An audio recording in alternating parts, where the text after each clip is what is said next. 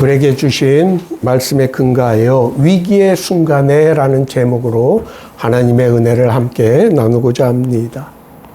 사람은 살면서 위기를 누구나 겪습니다. 위기 없는 인생은 없다고 할 정도로 인생에서 위기는 필연적입니다.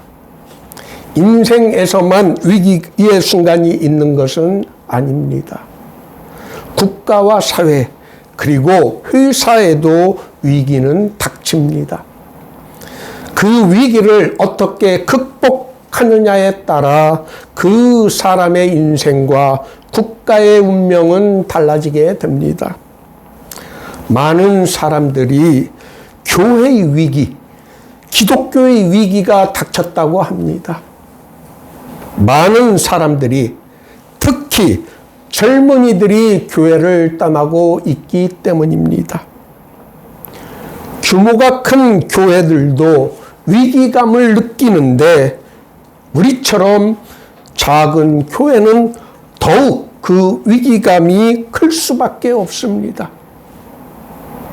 그러나 기독교와 교회의 힘은 사람의 수에 달려있지 않았습니다. 불과 1000명도 안 되는 적은 수로 시작된 기독교가 로마 제국을 정복할 수 있었던 역사적 사실이 이를 잘 설명하여 줍니다.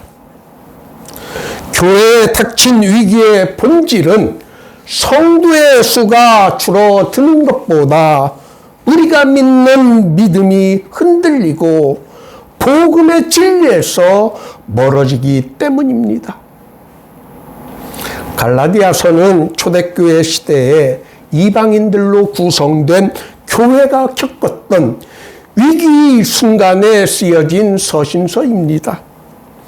우리는 갈라디아서를 통하여 위기 극복의 지혜를 배울 수 있습니다.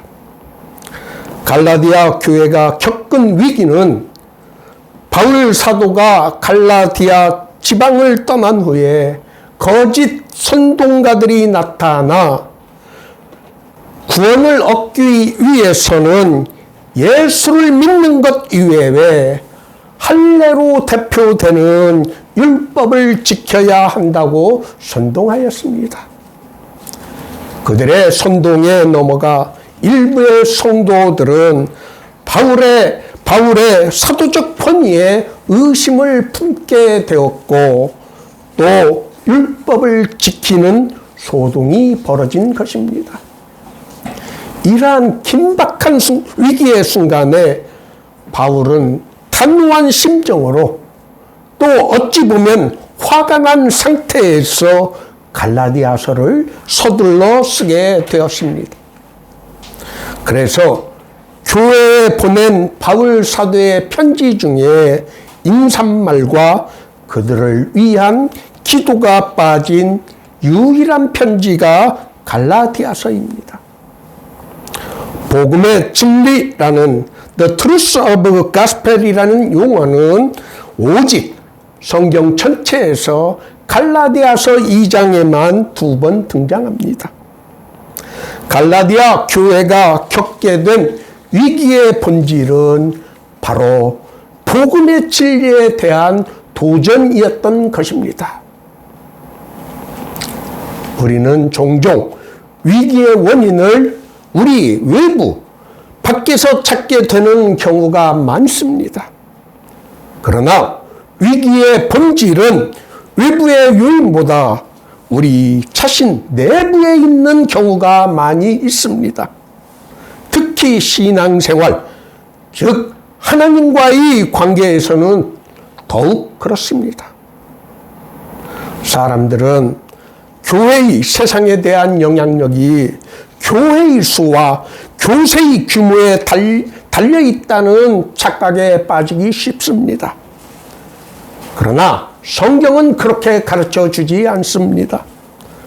바울 사도는 고린도후서 12장 9절에서 나에게 이르시기를 내 은혜가 내게 족하도다. 이는 내 능력이 약한 데서 온전하여 짐이라 하신지라. 그러므로 도리어 크게 기뻐함으로 나의 여러 약한 것들에 대하여 자랑하리니 이는 그리스도의 능력이 내게 머물게 하려 함이라.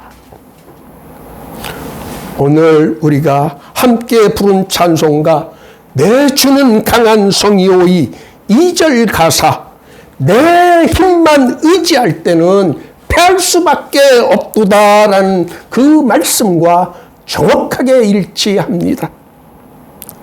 그리스도인들이 실패하는 이유는 그리스도의 능력 대신에 자신의 힘만 의지할 때입니다. 그리스도의 능력을 우리에게서 찾을 수 없는 상태가 바로 우리가 직면한 위기의 본질인 것입니다. 교회와 기독교의 위기의 본질은 교회의 규모나 성도의 수에 달려있는 것이 아니라 교회에서 그리스도의 능력과 복음의 진리를 이제 더 이상 찾을 수 없는 상태에 있는 것입니다. 어쩌면 철학자 니체가 갈파한 신은 죽었다라는 선언의 의미가 교회와 그리스도인의 삶 속에서 그리스도의 능력과 사랑을 더 이상 발견하지 못하는 상태가 된 것을 그는 비판한 것인지도 모릅니다. 위기의 순간에 우리의 신앙에서 무엇이 잘못되었는지를 점검할 수 있는 성경이 바로 갈라디아서입니다. 역사적으로 로마 가톨릭 교회의 잘못에 대하여 신랄하게 비판하며 종교개혁의 불꽃을 피웠던 마르틴 루터가 갈라디아서를 통해 복음의 진리에 대하여 확신을 가지고 종교개혁의 불꽃을 꽃피웠던 것입니다. 특히 16절에서 사람이 의롭게 되는 것은 율법의 행위로 말미암음이 아니요 오직 예수 그리스도를 믿음으로 말미암는 줄 알므로 우리도 그리스도 예수를 믿나니 이는 우리가 율법의 행위로서가 아니고 그리스도를 믿음으로써 의롭다함을 얻으려 함이라. 율법의 행위로는 의롭다함을 얻을 육체가 없느니라. 우리가 구원에 이를 수 있는 필요하고도 충분한 조건은 오직 예수 그리스도를 믿는 믿음뿐입니다. 그리스도 예수를 믿는 믿음 이외에 율법을 지켜야 한다고 주장하는 거짓 선동가들과 그들의 꼬임에 넘어간 이들을 향해 바울 사도는 율법 안에서 의롭다함을 얻으려 하는 너희는 그리스도에게서 끊어지고 은혜에서 떨어진 자로다라는 무서운 경고의 말씀을 하였습니다. 이 시대를 살아가는 우리들에게 이 경고의 말씀이 다시 울리지 않도록 우리는 조심해야 합니다. 바울 사도는 베드로를 비롯한 사도들을 기둥같이 여겼지만 베드로가 안디옥에서 복음의 진리에서 벗어난 행동을 하자 많은 사람들이 지켜보는 가운데 바울 사도는 베드로를 책망하였습니다. 인간적으로 존경에 맞지 않았던 베드로 사도를 바울 사도가 공개적으로 면박할 한 것은 그가 얼마나 복음의 진리를 지키기 위해 헌신하였는지를 보여줍니다. 그리스도인에게 위기는 우리를 둘러싼 환경의 열악함에 있는 것이 아닙니다. 우리가 믿는 믿음의 본질에 우리가 얼마나 충실히 하고 있는지에 달려 있는 것입니다.